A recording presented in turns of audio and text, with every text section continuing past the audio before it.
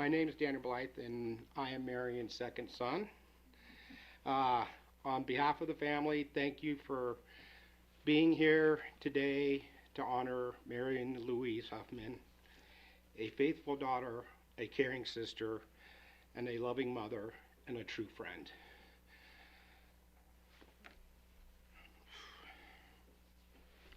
Sorry.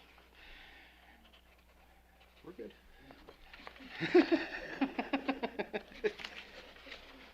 I'm Robert. This is my brother. I'm good. I had to just breathe. You're doing great. Oh yeah.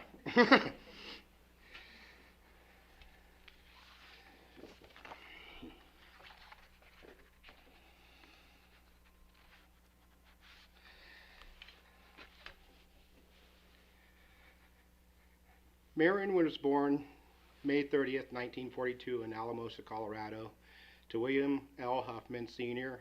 and Albina M. Marcone Huffman. The oldest of 9 children, she grew up in Levita, Colorado, where she graduated from Levita High School in 1960. She went on to graduate magna cum laude from Alamosa State University in 1964, an early sign of her determination and work ethic. After she graduated, she moved to Albuquerque, New Mexico, where she began teaching 4th grade and became one of the first elementary school librarians in New Mexico. Marian married in 1969 and welcomed their first son, Rob, in 1974. The family moved from Albuquerque to Durango, Colorado in 1976, and in 1977 she welcomed her second child, me. Marian believed and told us that her boys were a gift from God and were always the most important part of her life. In June of 1976, Marian and her family opened La Plata Jewelry, which they owned and operated until 2018. During that time, Marian also worked for Southwest Colorado Mental Health Center.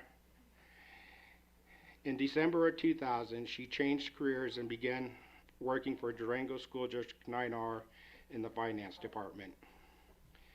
She retired in 2022, and during that time there she was honored with the Support Staff of the Year Award, a recognition well deserved. She enjoyed her time with the school district and became close friends and developed close friendship while there. In 2025, Marian and her sister Kathy moved to Fruita, Colorado to be closer to their sisters, continuing her lifelong devotion to family. Now, all those facts, dates tell us what Marian did, but it doesn't really fully tell us who she was. When my brother Robert and I think of Marian, we think of cherries, chocolate-covered almonds, buttered popcorn, love and devotion to family, devoted mother, crossword puzzles, Jeopardy and Wheel of Fortune, which you never called during that time, love of dogs, and one cat that she got stuck with, her saying, "Keep your chin up," always there with kind notes of encouragement of some kind, a positive article that would remind us she loved us and make us see the world in a better way.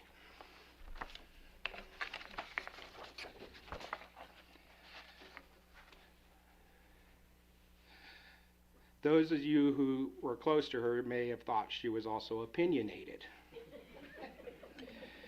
To my brother and me, she was the most caring and compassionate mother any child could ever want. From the day we were born to the day she passed, she was always there for us in every way she could be. She was our taxi driver, taking us to school events, practices, friends' houses, and anywhere else we needed to go. She was our cheerleader and at sporting events, even when she embarrassed us while doing it.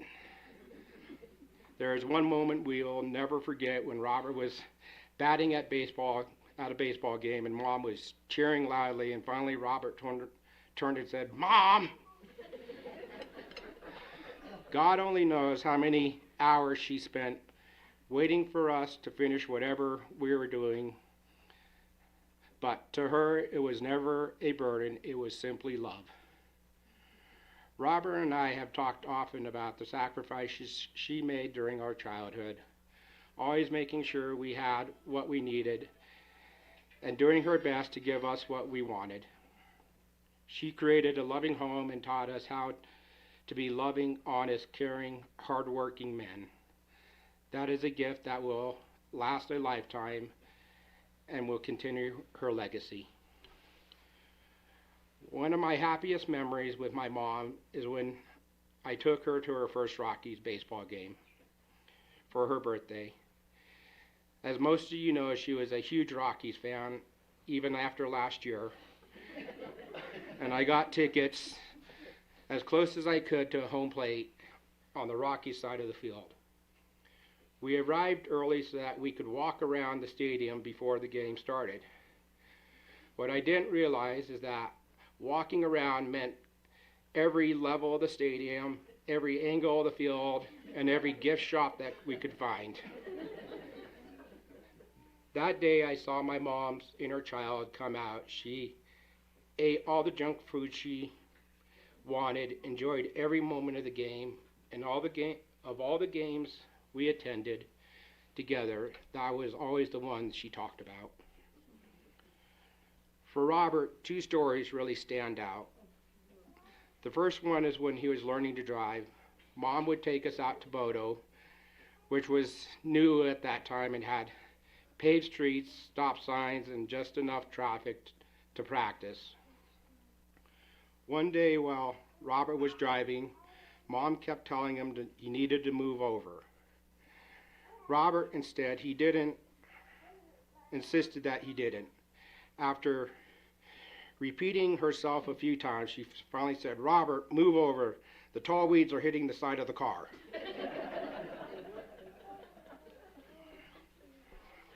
The second story involves sewing. Marian's mom, our grandmother, could sew very well. Marian could not. One day she decided she was going to fix a hole in Robert's pants. She repaired the hole, hung the pants back up. The next time Robert went to wear them, he discovered that she had sewn the pant legs together. It was a classic Marian trying her best with love, even though the outcome wasn't perfect. Faith was also important to Marian. Every day she read her devotional Bible. She attended church in person as long as she could, and when she was no longer able, she faithfully watched Mass on television. She believed when she passed, she would be reunited with those who had gone before her. Her father, mother, brothers, nephews, cousins, and all the people who meant so much to her. Today we believe she is at rest in the place that has been prepared for her. She is whole again in her perfect body, able to hear, breathe, see, with no more pain. She is surrounded by those she loved, and finally at peace. I believe those who go before us still check on us, and if that's true, I know Marian is doing just that, watching over us, loving us, and reminding us to keep going. Marian will always was al- Marian was always beautiful, inside and out, in life and in death. She will always be our mom. She leaves behind a legacy of love, care for those around her. Marian will be missed by those who are left behind, but will live on with us today in our hearts and in our memories of the loving and caring person she was. We will miss her and the love and caring she brought into our lives. We'll now do a slideshow.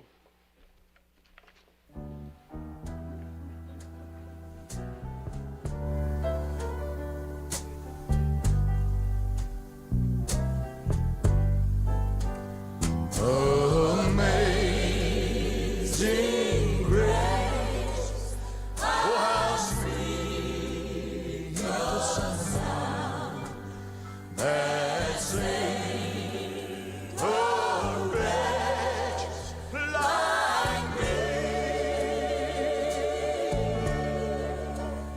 I once was lost, but now I'm found. Was blind, but now I see. When we've been there 10,000 years, bright shining as the sun, we've no less days to sing God's praise than when we first begun.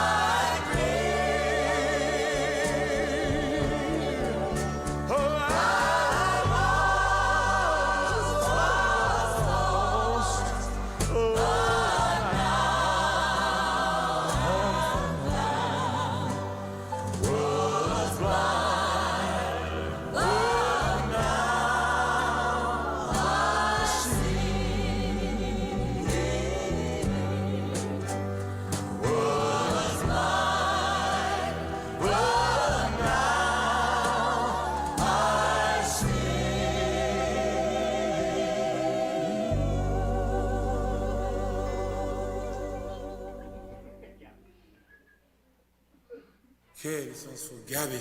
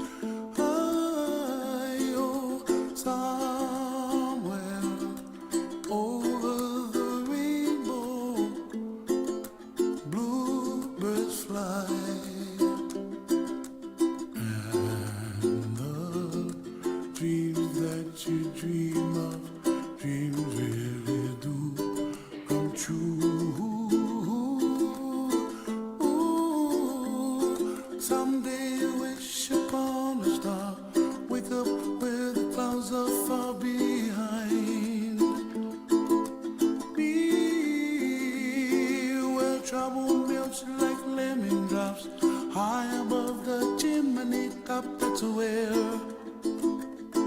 you'll find me, oh, somewhere over the rainbow. Bluebirds fly, and the dream that you dare to, oh, why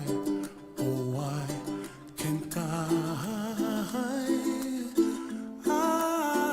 well, I see trees of green and red roses too.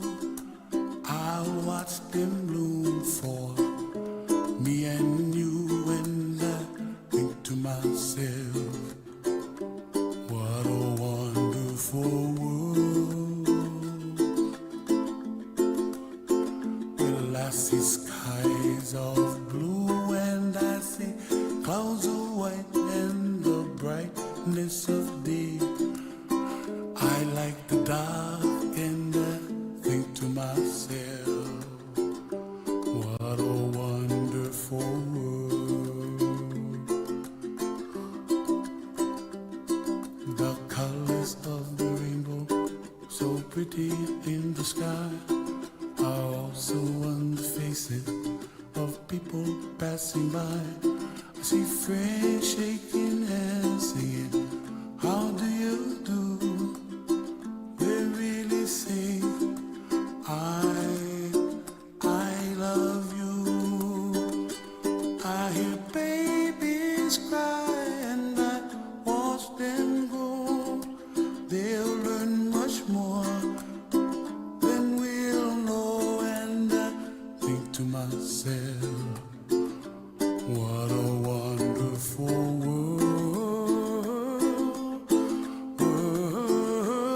Someday I wish upon a star, wake up where the clouds are far behind me, where trouble melts like a lemon drops high above the chimney top. That's where you find me, oh, somewhere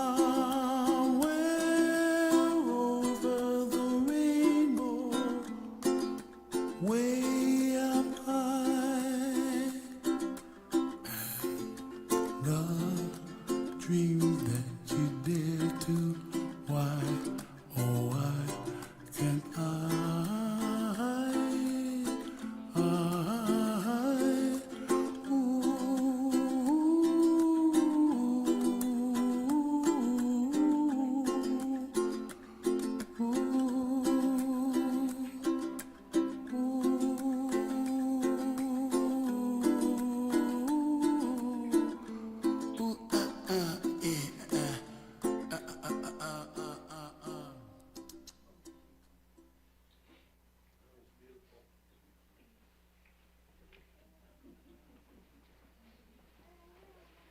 That was an impressive picture of my Christmas decorations.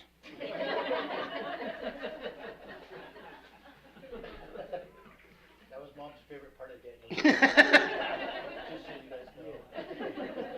That's what caused the brownout in that whole side of the mountain over there. It's getting there. It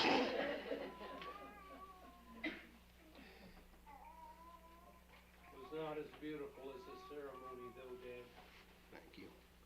Robert and I have worked hard. Our cousin Becky sent something she'd like to have read, and then I'll open it up for anyone who would like to share any stories or anything about Marian after. Aunt Mimi's memorial letter. I love watching Auntie roll Grandma's hair on Saturday before Mass on Sunday.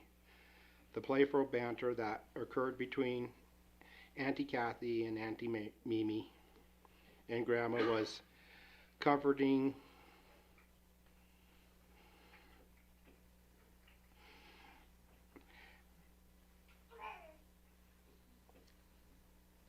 There would always be a few extras stopping by the visit.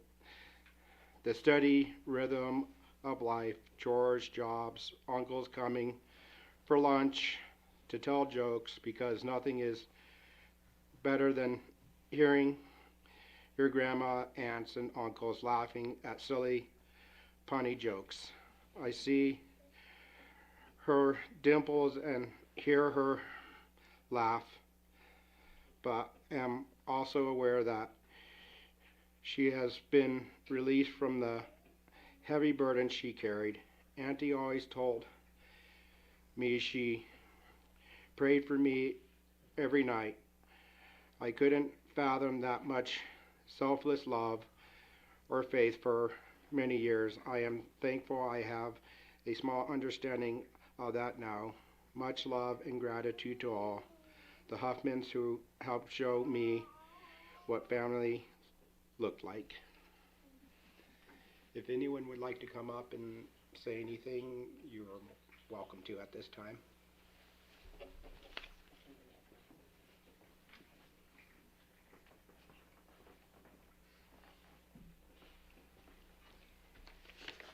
I'm Marian's sister, Beth. I know there's no family resemblance, so you wouldn't know I was a sister, but when I was a little girl, I always called her Mimi. I don't know if it was because I couldn't say Marian, or if Mimi was the family nickname. I just knew I loved and adored her. Mimi graduated from high school and left for college when I was 2 years old. I always looked forward to her coming home during breaks.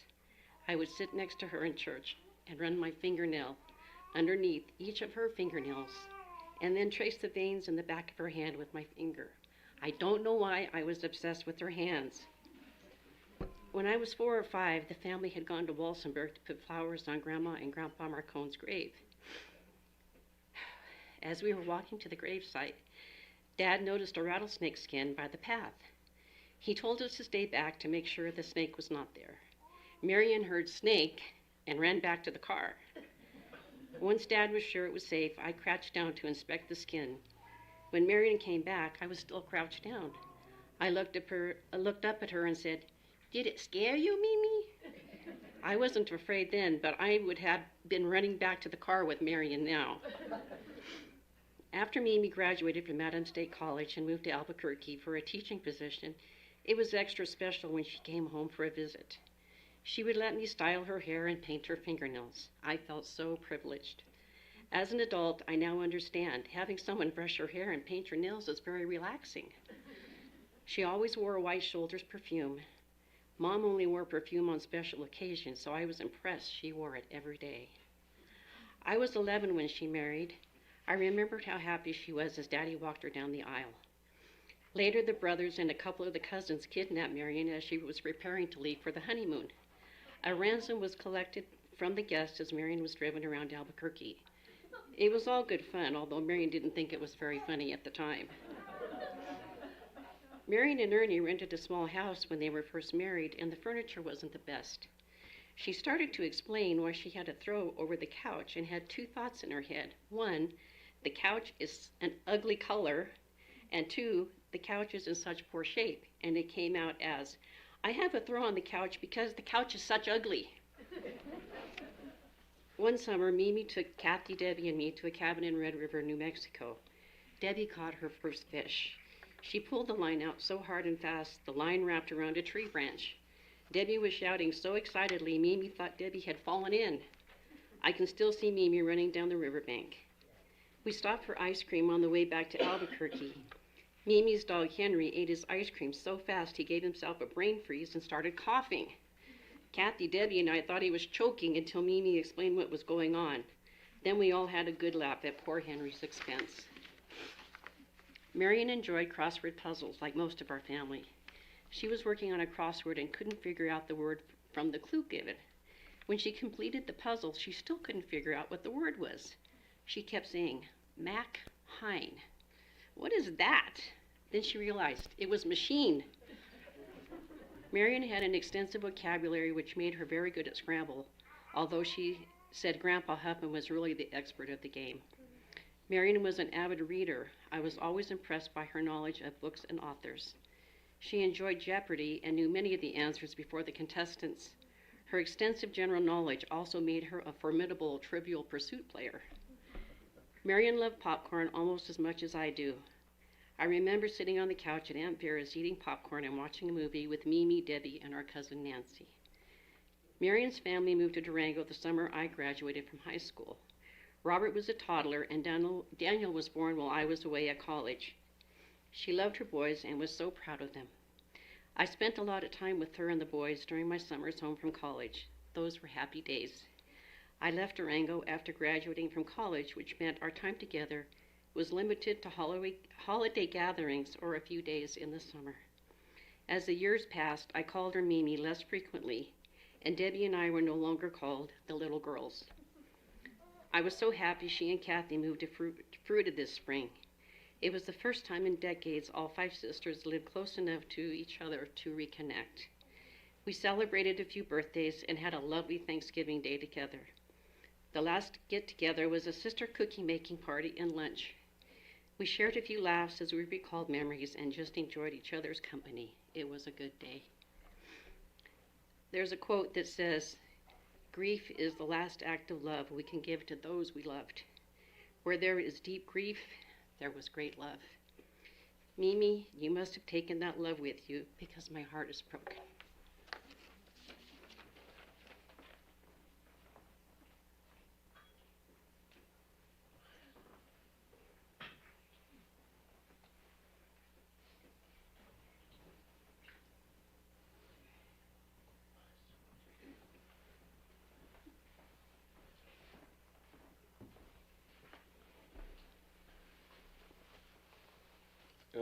I'm going to tell you a story about working with Marian. I was a young boy therapist at Southwest Colorado Mental Health Center in 1984. Just got the position. And we had, at the Cornerstone building, this was the clinical side and this was the administrative side.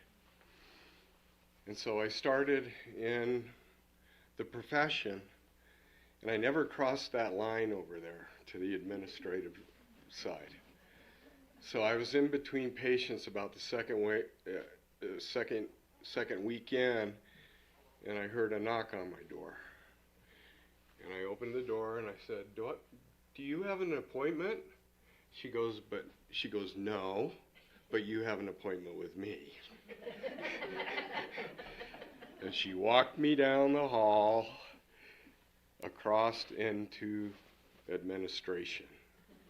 She sat me down and she said, "We haven't received a lot of your clinical notes or your billing for 2 weeks. I think you need help." And she helped me and she supported me. And throughout the years, Marian and I were close. At times, I considered Daniel and Robert brothers. And throughout the years as well,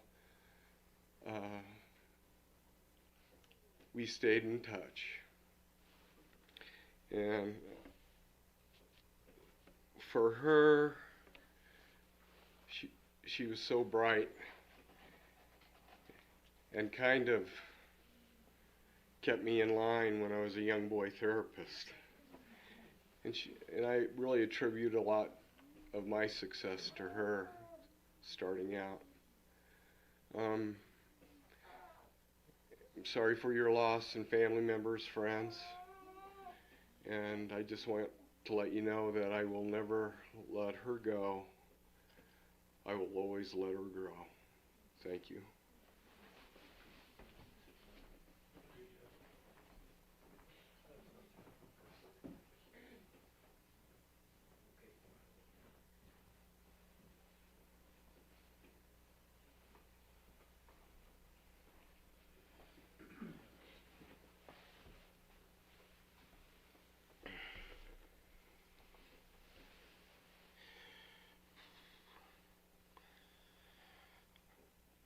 Thank you everyone for joining us today to honor the memory of Marian and Louise Huffman.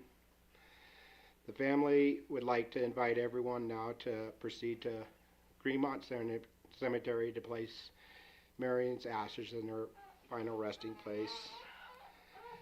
There will be There will be a pilot car, but not the police escort, so do not put your blinkers on and obey all traffic laws and follow close. We will wait a few minutes before we do anything up there.